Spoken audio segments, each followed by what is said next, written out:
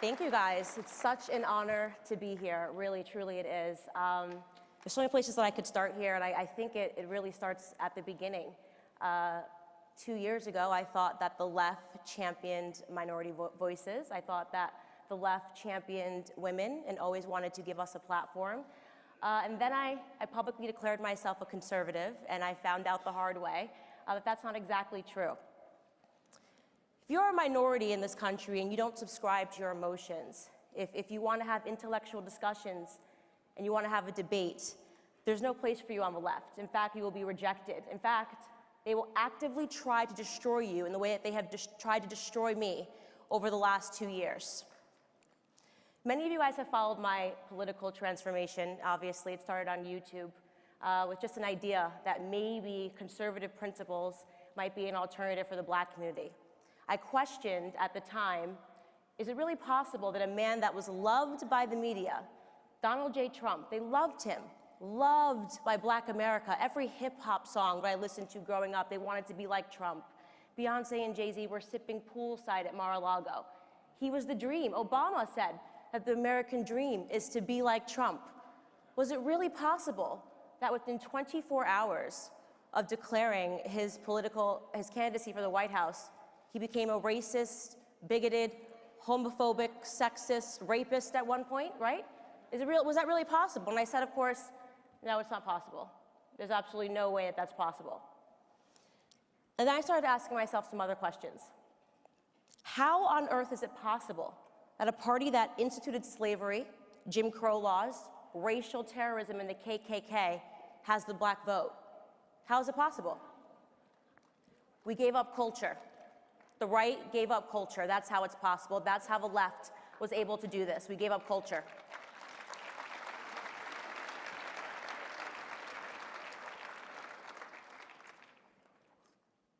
Over the course of the last 50 and 60 years, it seems that we've given up influencing pop culture altogether on the right. And to a certain degree, that's completely understandable. I mean, there isn't a climate that's more hostile to conservative principles than the entertainment industry. We see that everywhere. We see that when Joy Behar mocks the vice president for being faithful to his wife. Was that what he did? When she mocks the vice president for saying that he loves Jesus Christ, was that what he did? You certainly aren't going to win any accolades in Hollywood if you write a script and the protagonist is a part of the nuclear family unit. In fact, you'll probably be chased out of Hollywood if you start to perpetuate conservative principles. That's because the left has invested, they've infected, and they've infested culture at every single layer.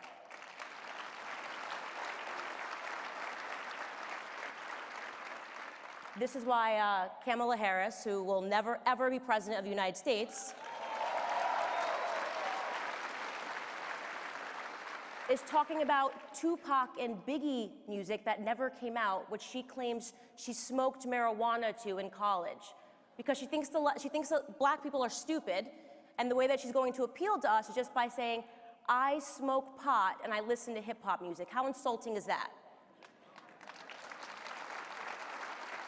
This is why Hillary Clinton, who is still not the president of the United States, right? It's great. This is why she offered my community hot sauce, if you guys remember. Hot sauce as a reason to vote for her. She offered us hot sauce, a Jay-Z, and a Beyonce concert. She never talked to us about policies. The left never talks about policies because their policies have failed Black America for the last 60 years.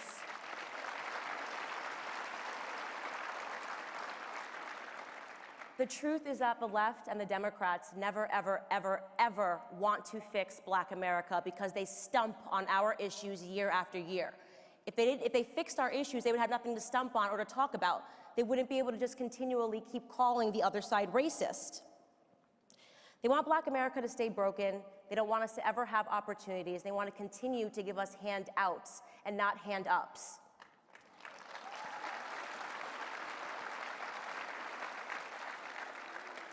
Never in a million years did the left predict Donald J. Trump, and I'll tell you what they also are not predicting. They never predicted a minority awakening. They never thought that they could ever lose the black vote, ever. They've taken our vote for granted for so long.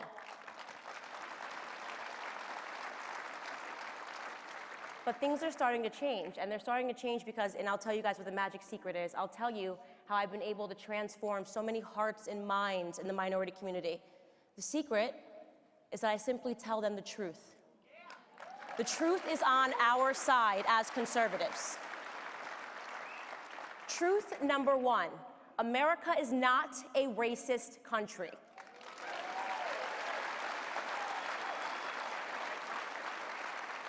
The people that continue to tell us that have a vested interest in racism. In fact, they're actively now importing Nigerians to come do racist acts in this country, a la Jussie Smollett, right? This is MAGA country. No, this is your prison cell, and I hope you rot in it, Jussie.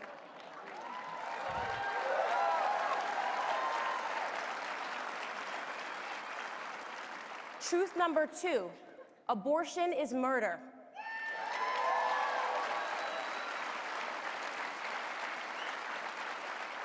I ask myself all the time, doesn't it seem to you that progressive policies always lead to regressive results in the black community? It's amazing, isn't it? Abortion, so progressive. They want to move that forward. We need abortion. We have black women representing 6 to 7% of the population, and yet we account for almost 40% of all of the abortions that are performed in this country.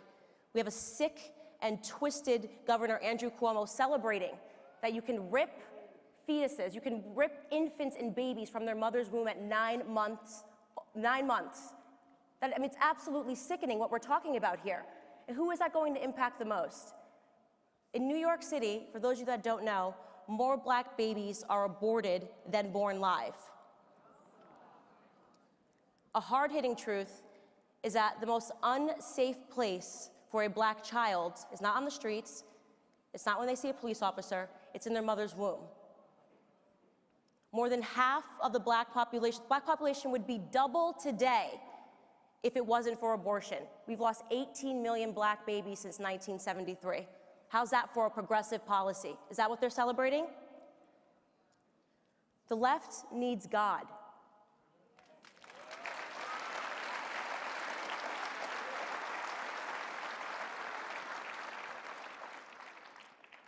Truth number three, racially motivated police brutality is a myth.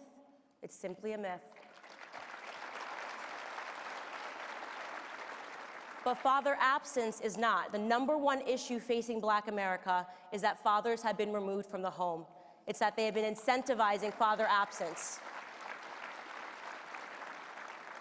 When the single motherhood rate jumps from 23% in the 1960s to a whopping 74% today, we have a problem. It's a problem that the left does not want to talk about. It is the destruction and the breakdown of the family.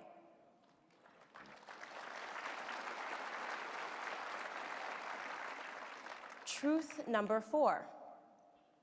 There are 3.6 million black children living below the poverty line. There are 4 million Hispanic children that live below the poverty line. And yet Democrats want us to put illegals first. I say no thank you. I say build the wall.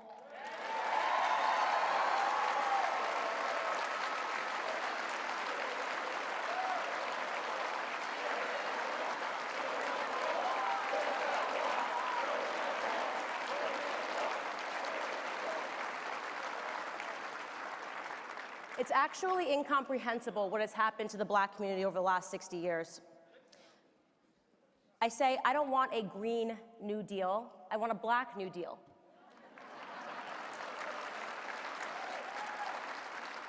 And the good news, Alexandria Ocasio-Cortez, is that that actually can be free. It doesn't cost $93 trillion. First and foremost, stop selling us our own oppression.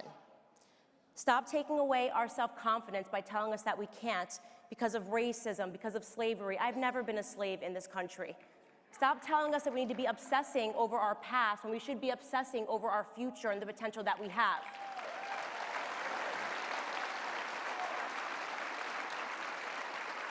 stop having a culture which tells us that we should want to be hip-hop artists and basketball players when we should want to be doctors and lawyers.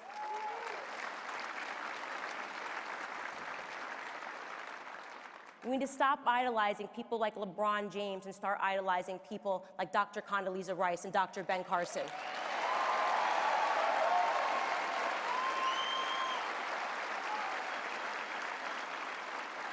How about give us school choice? That would be nice. Stop murdering our offspring. The theme today is what makes America great, and I'll tell you the answer. It's our philosophy. Margaret Thatcher said it best: Europe was created by history. America was created by a philosophy. Our philosophy, so perfectly laid out for us by Thomas Paine ahead of the Revolutionary War, is common sense and freedom. It was common sense then that the colonies shouldn't have been governed by the British monarchy. It was time for an American exit. It's common sense today that the Black community and the Hispanic community should not be governed by liberal ideology. It's time for a Blexit.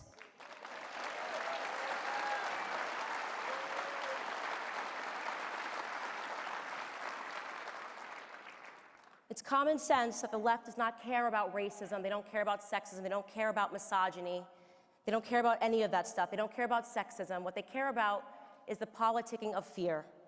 When the left results to calling me, as I have read it, a racist, a sexist, a Nazi, because I really have the look going for me.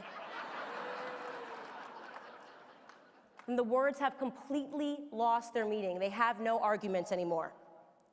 It's common sense to me that conservatives need to start invading culture, because we are the party that believes first and foremost in God.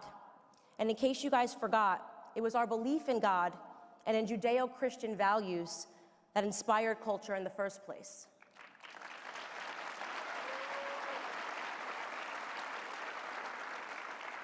Florence is arguably one of the most beautiful cities in the world. It's dripping with some of the greatest masterpieces from the Renaissance.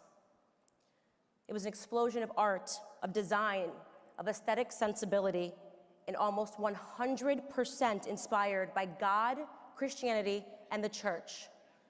Conservatives, we are culture. We can invade culture. We can inspire and touch communities.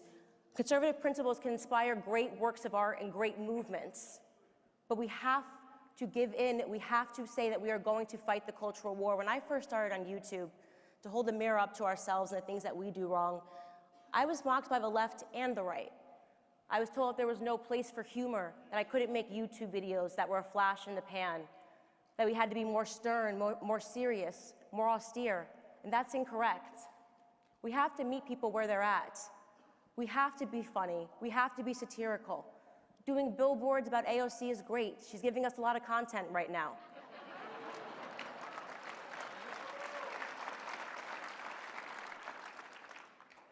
I want to wrap this up by pleading with all of you to realize that the left is terrified right now because it takes just 5%.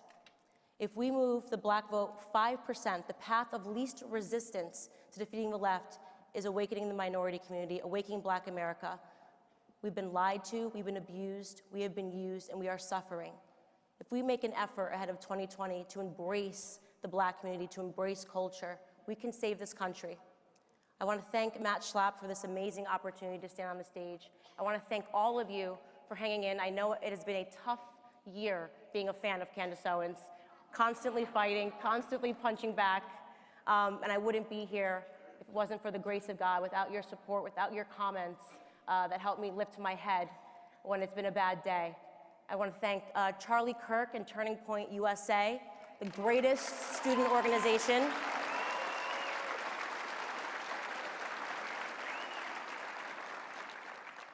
And above all else, just to thank God, because a year and a half ago, I was on YouTube.